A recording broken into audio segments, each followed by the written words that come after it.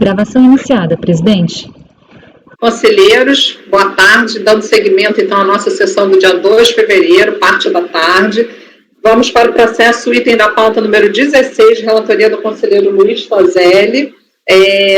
Bom, aqui, recorrente Celso Motos e Automóveis, interessado em Fazenda Nacional. Conselheiro, o senhor está com a palavra. Trata-se de recurso especial de divergência interposto pela contribuinte em face do acórdão 11.01041 final, que deu provimento parcial ao recurso voluntário apenas para afastar a multa qualificada, reduzindo-a de 150 para 75. A emenda da decisão recebeu a seguinte emenda. Transcrevo. Em resumo, o presente processo decorre de autos de infração de IR reflexos relativos aos anos de 2002, 3 e 4, decorrentes de omissão de receitas não declaradas, de depósitos bancários não contabilizados e de aplicação incorreta de coeficiente de determinação do lucro. De acordo com o relatório do acórdão recorrido, conforme se denota nos autos, a empresa autuada exerce atividade de comércio varejista de veículos e representação comercial e foi autuada pelos seguintes fatos: aplicação incorreta do coeficiente de determinação do lucro. Meio na análise das DIPJs dos anos calendários fiscalizados e de outros documentos apresentados pela empresa, constatou a fiscalização que a empresa, na determinação da base de cálculo, aplicava o percentual de 8% sobre a receita bruta, resultante da comercialização de veículos. Entretanto, verificou o fiscal que a atividade foi equiparada à consignação e, como tal, sujeita-se a 32%, previsto no DANDOF 249, artigo 15, parágrafo 1º, 3A. Assim, glosou os valores lançados pelo autuado e aplicou o referido percentual ao IR. Da mesma forma, o fez com relação ao CS, já que, segundo a mesma lei, o percentual é de 32 e não 12. Assim, calculou a fiscalização a diferença do que havia sido pago com valores efetivamente apurados e efetuou o lançamento fiscal, aplicando ao fato multa de 75%. Aí a segunda infração são de omissão de receitas decorrentes de prestação de serviços contabilizadas e não declaradas. Por meio de informações prestadas por fontes pagadoras de DIRF, concluiu a fiscalização que havia receitas oriundas de prestação de serviços não declarada para fins de IR. As receitas constavam, inclusive, nos livros fiscais e contábeis, entretanto, não foram objeto da DIPJ. Com relação a este fato, foi aplicada a multa qualificada de 150, por entender existir intuito de fraude. E a terceira infração foi omissão de receita por depósito em conta bancária. Da análise dos livros fiscais da empresa, verificou a ausência de escrituração de depósito em contas bancárias. A empresa foi intimada a esclarecer os créditos que o fiscal não conseguiu vincular ao lançamento dos extratos apresentados ao fisco. Entretanto, mesmo após sucessivas prorrogações de prazo, não houve manifestação da empresa para esclarecer a origem dos créditos. Desta feita, prevaleceu que o contribuinte não comprovou, mesmo intimado, a origem, caracterizando assim a omissão de receita. Porém, em virtude do contribuinte ter mais de um objeto social em seu contrato, e diante da impossibilidade de inserir as atividades às quais decorreram as movimentações bancárias, estipulou-se para fim de determinação do presumido coeficiente de 32%, com base no artigo 528 do RI, este a partir de setembro de 2003. Com relação a esse fato, também foi multa qualificada de 150. Diante desses fatos, a empresa apresentou impugnação, na qual afirmou em preliminar ter havido cerceamento de defesa. Com relação ao mérito, alegou que o coeficiente de 8% utilizado estava fundamentado no artigo 15 nas INs 152 de 98 e 390 de 2004, de modo que não poderia o fisco equiparar sua atividade de compra e venda à atividade de consignação para determinação da alíquota utilizada para fins de determinação da base. Com relação aos depósitos não contabilizados, aduz que a norma autorizadora da presunção utilizada é inconstitucional. Com relação aos créditos bancários, afirmou que as operações já haviam sido tributadas, não podendo falar em omissão. Finalmente, alegou erro na base de cálculo utilizada, qual seja 32%. Fundamenta sua argumentação afirmando que mais de 90% de suas atividades são de compra e venda, de modo que o fisco não poderia deliberadamente estipular a maior alíquota para toda a movimentação. E, finalmente, contesta a multa qualificada e a inconstitucionalidade da taxa Selic. A DRJ não acatou as alegações da contribuinte e julgou os lançamentos integralmente procedentes. Após interpor recurso voluntário, o colegiado da qual afastou a multa qualificada e manteve o percentual de 32%, que se valeu à fiscalização para determinar o lucro tributável. Houve oposição de embargos de declaração e de recurso especial pela Procuradoria, ambos rejeitados. Em seguida, a empresa apresentou o referido recurso especial, suscitando divergência jurisprudencial em relação ao coeficiente aplicável. Despacho de folhas tais deu seguimento ao apelo nos seguintes termos, abro aspas. Aponta a recorrente divergência de interpretação da legislação tributária em relação à matéria coeficiente de presunção no arbitamento do lucro na revenda de veículos consignação, indicando o acórdão paradigma a seguir. E aqui eu transcrevo a ementa. Eu não sei, acho que, eu anotei lá embaixo, não sei, mas acho que foi o doutor Fernando que participou, agora eu não lembro, acho que eu esclareço melhor isso. Enfim, vamos lá. De fato, verifica-se que o recorrido e paradigma versaram sobre o coeficiente de presunção aplicável na hipótese de arbitamento do lucro de empresas que exploram a atividade de revenda de veículos. No recorrido, entendeu-se que se tratava de situação em que haveria equiparação das operações de compra e venda à consignação, hipótese que deveria ser aplicável no arbitramento coeficiente de 32% sobre a receita bruta. No paradigma, usará-se o entendimento de que, na ausência de comprovação dos custos, seria inviável a equiparação, devendo o arbitramento se amparar no coeficiente de determinação do presumídio de 9,6. Não se trata de hipótese de aplicação da súmula CARF 85. Isso porque, no recorrido, o que se debate é justamente a possibilidade de equiparação da operação de venda de veículos usados à consignação, ao passo que, no paradigma, tal hipótese foi expressamente afastada. Sendo assim, a contraposição dos fundamentos expressos nas ementas e nos votos condutores dos acordos, evidencia-se que a recorrente logrou êxito ao demonstrar a ocorrência do dissenso. Chamada a se manifestar, a PGFN ofereceu contrarrazões, pugnando pela improcedência das razões recursais e consequente manutenção da decisão recorrida. É o relatório, presidente. Posso seguir, né? José, pode. Só estou com uma dúvida, que a PGFN ela apresentou recurso especial, ele foi negado no exame de admissibilidade e em sede de reexame também. Então, quer dizer, essa discussão estaria resolvida, né, no âmbito administrativo, não teria que subir para cá, porque foi negado. Agora, eu estou com uma dúvida prática, né? Diante disso, então, a pauta está correta, né? Só porque está como recorrente. Na verdade, presidente, a Fazenda recorreu da multa qualificada, isso não é matéria, porque não subiu o recurso foi negado, pois é. A contribuinte, o recurso especial dela, é isso que eu vou esclarecer no conhecimento. São 3 infrações. Uma é receita declarada, que ela usou 8%, e o fisco usou 32%. Não, isso aí tudo bem. A do contribuinte eu não tenho nenhuma. A minha questão é prática. É o recurso especial do contribuinte. É só do contribuinte, né? Sim. Não tem recorrente Fazenda, porque o recurso da Fazenda já resolveu em sede administrativa. Tá, foi admitido. Tá? Ok. O recurso é tempestivo e atendeu os demais requisitos legais, não havendo, inclusive, questionamento pela parte recorrida quanto ao seu segmento. Quanto ao objeto recursal, e aqui é essa ponta que eu fiz questão de colocar, porque o despacho decisório, ele não esclarece que, na verdade, são 3 matérias e que só subiu uma, então eu fiz questão de esclarecer aqui.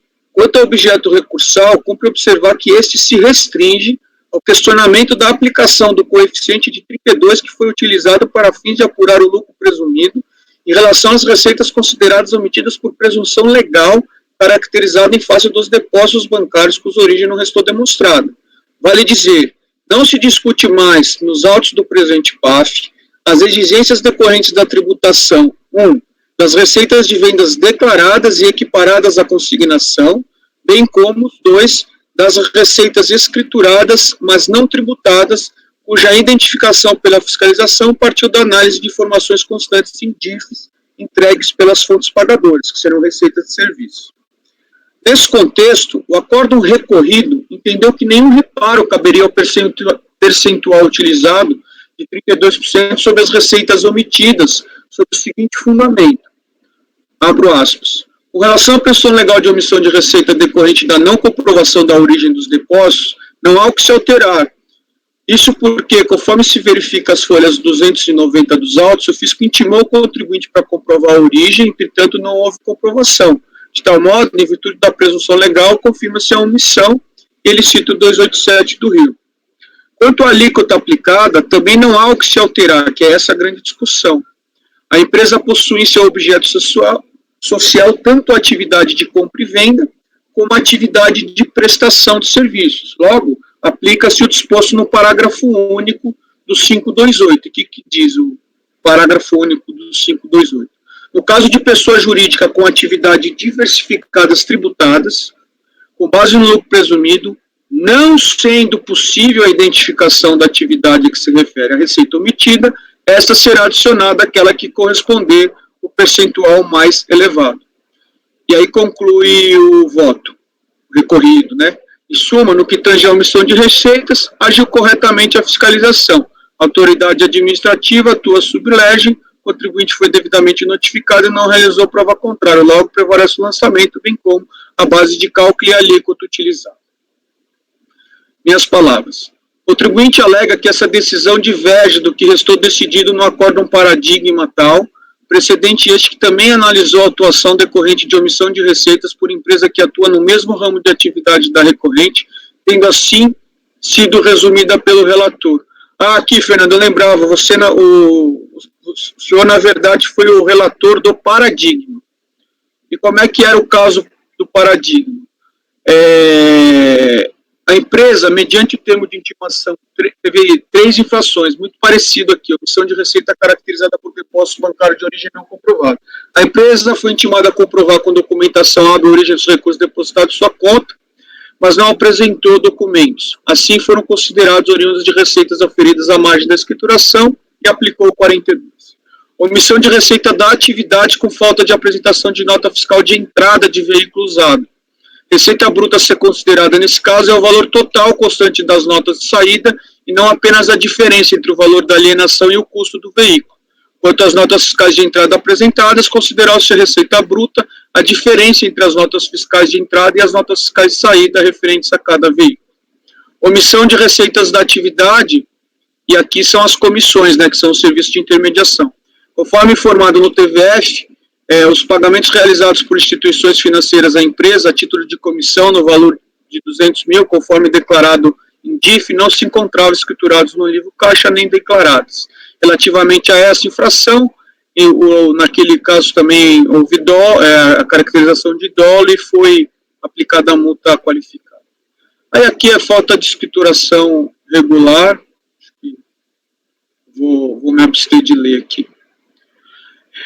Do voto condutor do acórdão paradigma, extrai-se que revenda de veículos. A autoridade fiscal detectou omissão de receitas referentes à revenda de veículos. Assim o fez porque segregou as receitas que a recorrente logrou comprovar, mediante a apresentação das notas de entrada, o custo, o que permitiu ser aplicado para o artigo 5º, ou seja, considerar como receita da atividade a diferença entre o preço do custo e revenda do veículo equiparado para essas transações à consignação. Em relação às operações em que a recorrente não comprovou o custo dos veículos revendidos, considerou-se como receita o valor efetivo da alienação. Tais fatos são incontroversos. A discussão limita-se aos percentuais utilizados para fins de arbitramento de lucro. Lá era arbitramento, aqui não teve arbitramento, aqui era lucro presumido, mas o percentual que é o que é a discussão. Em relação à omissão de receita equiparada à operação de consignação, a autoridade fiscal utilizou o coeficiente de presunção do lucro arbitrado, né, que do 32 sobe para 38,4. E por a gente entender que os coeficientes aplicados deverão ser de 8 e 12. A irresignação da contribuinte não deve prevalecer, uma vez que o regimento interno do CARF, seu artigo 72, é de aplicação congente aos membros deste colegiado e a súmula 85 determina que o coeficiente de lucro aplicável na hipótese em tela é 32 no presumido e, consequentemente, 38,4 no arbitrado. Em relação às receitas de revenda de veículos em que não houve comprovação do custo, mais uma vez andou bem a fiscalização, pois na ausência de tal comprovação, inviável a aplicação da equiparação à consignação. Portanto, a respeito da tributação nas revendas, não há reparos a fazer, tanto em relação à comprovação da omissão de receita, fato incontroverso, quanto aos coeficientes de presunção. E aqui é o depósito bancário, que é o X da questão, que é só essa matéria que está subindo para a gente, caso o recurso seja conhecido. Ante o exposto, confirma-se a omissão de receita apurada em depósito bancário de origem não comprovada, excluindo-se tão somente os valores indicados na tabela produzida. No que tange à aplicação dos coeficientes de presunção, a autoridade fiscal aplicou o coeficiente de 38,4, por entender que, diante da impossibilidade de segregar a quais atividades corresponderia cada depósito, com base no 537, parágrafo único do Decreto 3.000, deveria ser aplicado o coeficiente mais elevado. A recorrente, por sua vez, insurge-se contra tal conclusão, argumentando que a própria autoridade fiscal identificou quais seriam suas únicas receitas de prestação de serviço, efetuando a exigência já só com o coeficiente de 38,4, restando evidente que as demais receitas dizem respeito à revenda de veículos. Aí, qual foi a conclusão do relator, Dr. Fernando, à época? Entendo assistir razão à recorrente. A autoridade fiscal detectou que a recorrente exercia mais de uma atividade, contudo, além da compra e venda, constata-se que a outra atividade desenvolvida era remunerada mediante comissão. Uma vez identificadas as receitas advindas dessa prestação de serviço, a meu ver, resta evidente que os demais depósitos bancários somente poderiam dizer respeito à revenda de veículos, sendo aplicável, ante a impossibilidade de identificação do custo do veículo revendido, o coeficiente para a determinação do lucro arbitrado de 9,6 para IR e 12 CS. Em as palavras, como se percebe, o presente caso possui similitude fático-jurídico paradigma, afinal ambos envolvem a tributação de ofício de receitas omitidas por presunção caracterizada pela não comprovação da origem de depósitos bancários por empresas que comercializam veículos usados, mas que também prestam serviços de intermediação, representação comercial.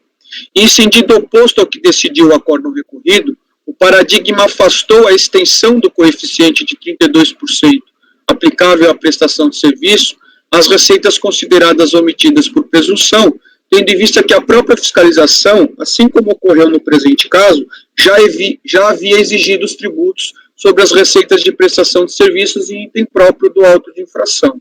Caracterizado, então, o necessário dissídio, eu conheço do recurso especial. Presidente, posso continuar ou paramos por hora? Não, pode continuar, que a gente vai pesquisar. A controvérsia diz respeito à interpretação do artigo 24, parágrafo 1º da Lei 9249, que é aquele que eu li, ou seja, no caso de PJ com atividade diversificada tributada no lucro presumido, não sendo possível a identificação da atividade a que se refere a essa receita omitida, esta será adicionada àquela a que corresponder o percentual mais elevado.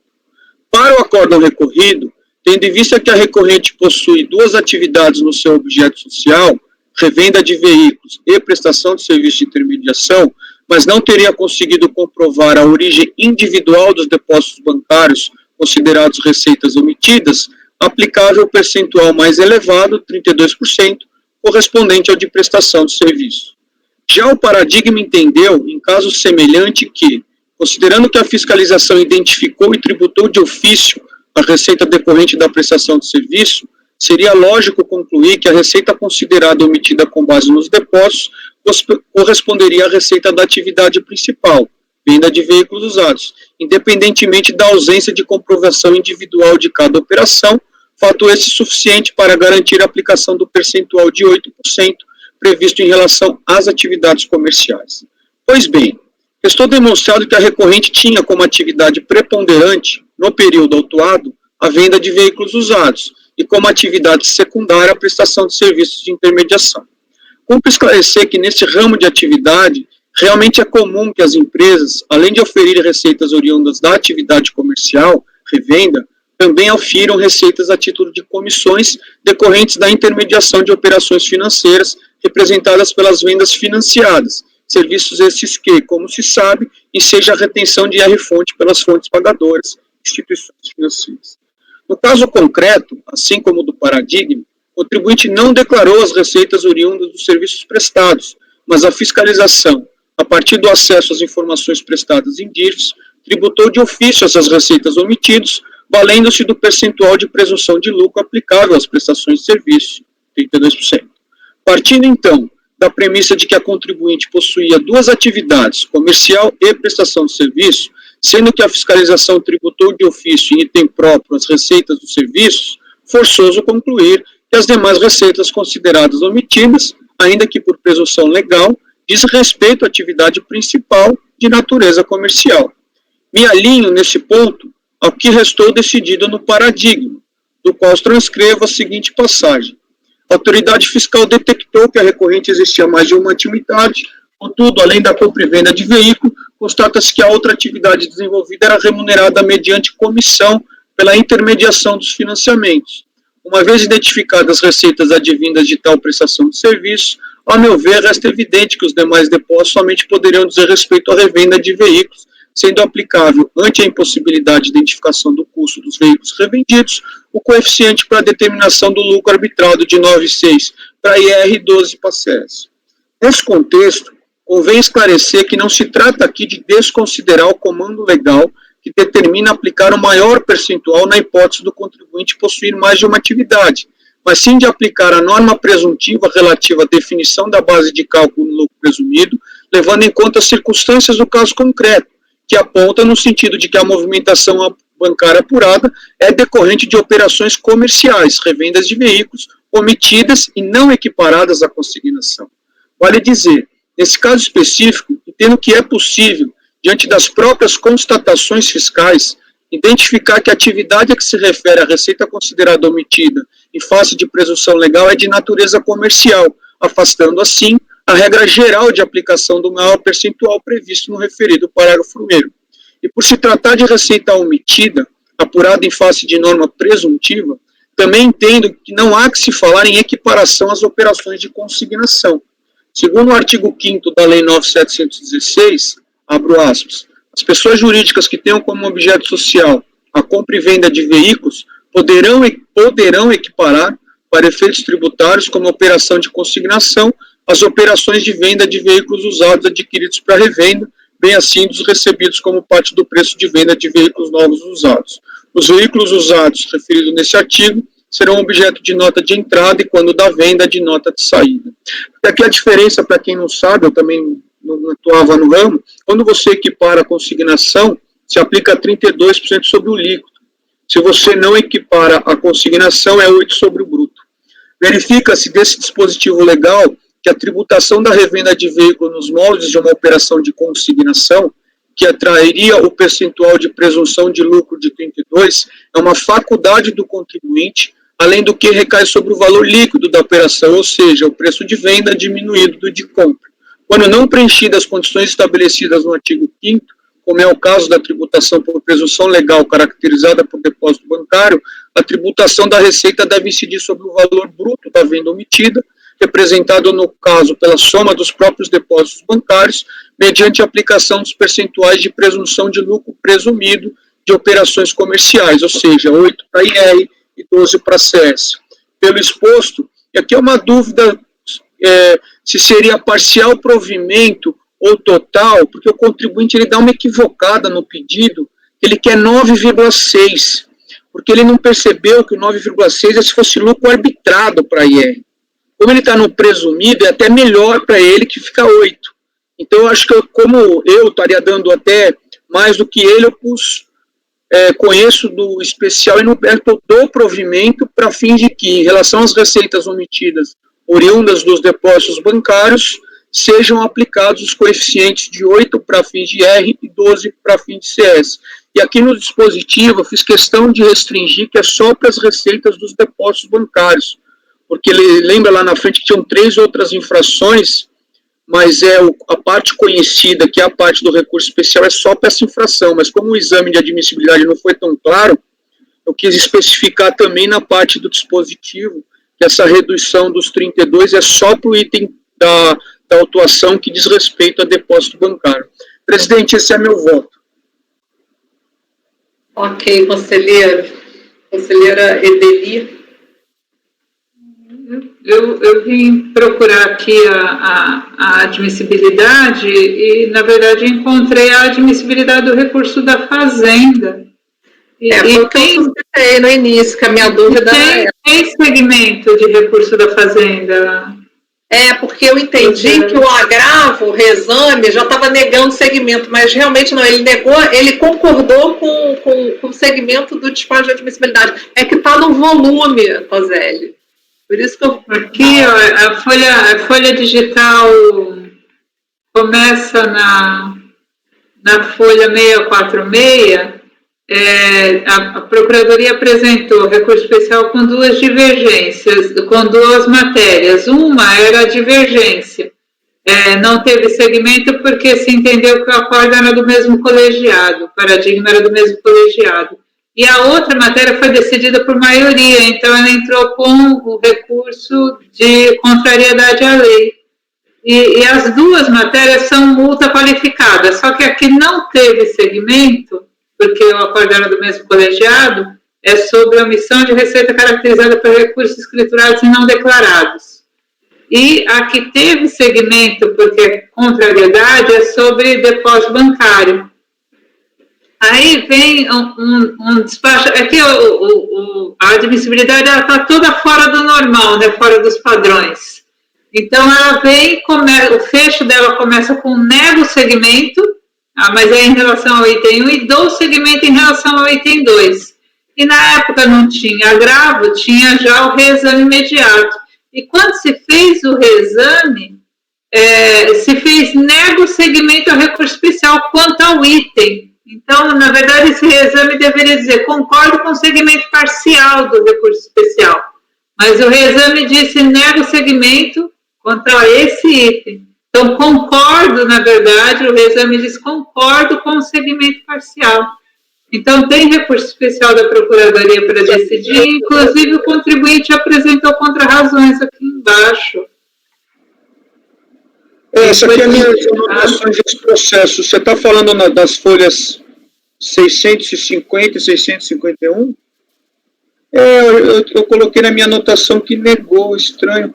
Não, mas eu vou porque eles usaram essa expressão no despacho de reexame. Quando eu te perguntei, eu também falei isso. Falei, negou segmento, mas não. E o pior é que aqui mesmo, a gente entrando no e-processo, está só recurso do contribuinte. Quando você entra no e-processo, vai lá e roda com o mouse, você vê lá, recurso especial do contribuinte. E nem aqui, quando foi cadastrado no e-processo, se viu esse recurso para fazer. Não, agora que a senhora falou isso, presidente, agora eu estou lembrando que realmente até coloquei contrarrazões, tem uma interrogação minha. E eu fui ver no REGAP, é como se fosse recurso só do contribuinte, não é aquele, assim, então assim, comi bola, porque eu deveria realmente ter feito isso, como o reexame, eu escrevi negado, eu achei que fosse negado.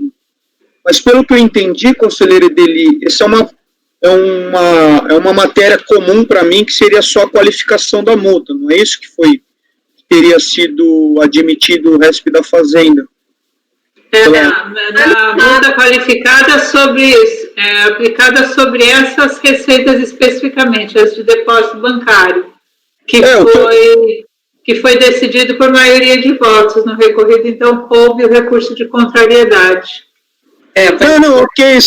O que eu posso fazer, presidente, ou eu faço uma minuta de voto para amanhã nova, ou como eu já tenho meu posicionamento firmado nessa matéria, eu já posso antecipar o meu voto em relação ao...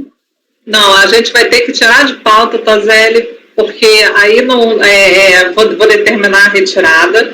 E aí julgar o recurso não pautado, Toselli. Porque a gente vai ter que refazer, botar recurso da PGFN, e você não deu causa aqui a questão determinação da eu só pediria só para não sair como se fosse a meu pedido na ata. Não, vai sair por determinação da presidente, e realmente tem essa confusão aqui, a gente vai... Eu peço desculpa aí pelo colegiado, porque realmente eu não li o reexame, eu só coloquei aqui a minha anotação é negado aqui, então... Enfim. Vou retirado de pauta por determinação da presidente, para saneamento.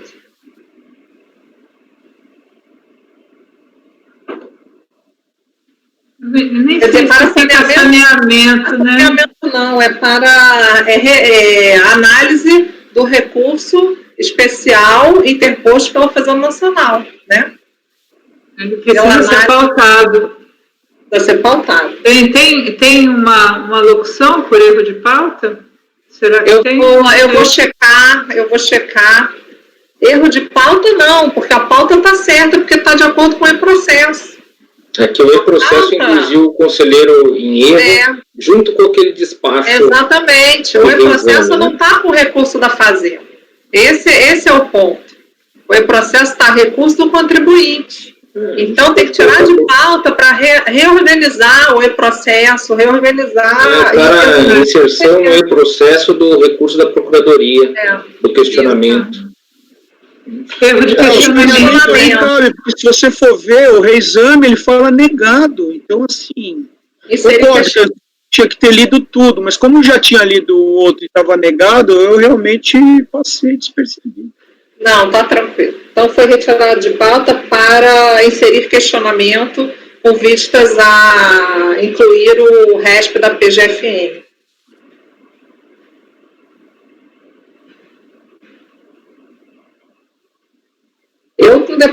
Anota aí que eu não consigo entender minha letra não, tá? Eu anoto rápido, depois para entender isso aqui, tá? Retirar de pauta com a determinação da presidente para inserir questionamento com vistas a incluir o resto da PGFN. Certo? Então, vencemos essa pauta. Patrícia, pode interromper a gravação, por favor?